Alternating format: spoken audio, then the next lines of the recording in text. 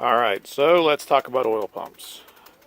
Right now I'm setting up the pump on Harry Savage's transmission, and as you can see, I've got my granite block out, I've got my rotors, I've got my shim stock, and I just finally chose the rotor for this one. It actually was it took me quite a while.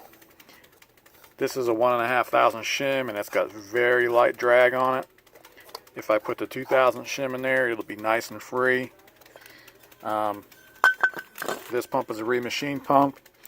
It is really nice. It's got a nice Teflon bushing in it.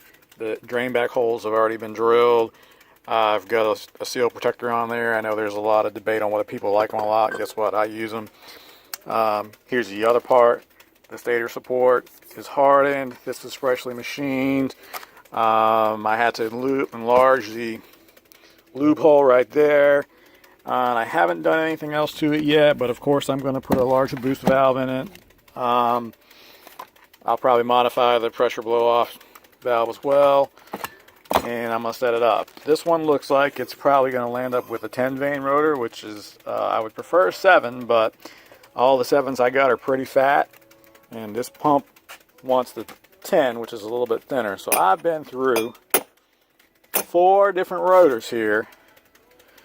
5 different rotors. 5 different rotors and my shims playing with this to get this just right.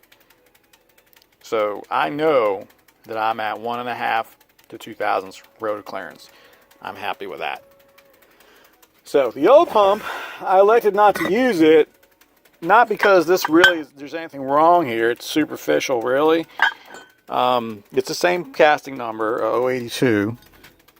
And I already knocked the bushing out of it and the seal out of it. And the lube hole was already enlarged by somebody prior to me. And it's not really a big deal here. Although they did bust through right there. I can fix that.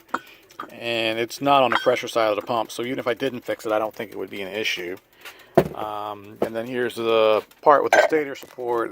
That is more than superficial. My fingernail will lightly scratch that. So what I would need to do is press this out. Do some hand lapping on it. Make it look prettier.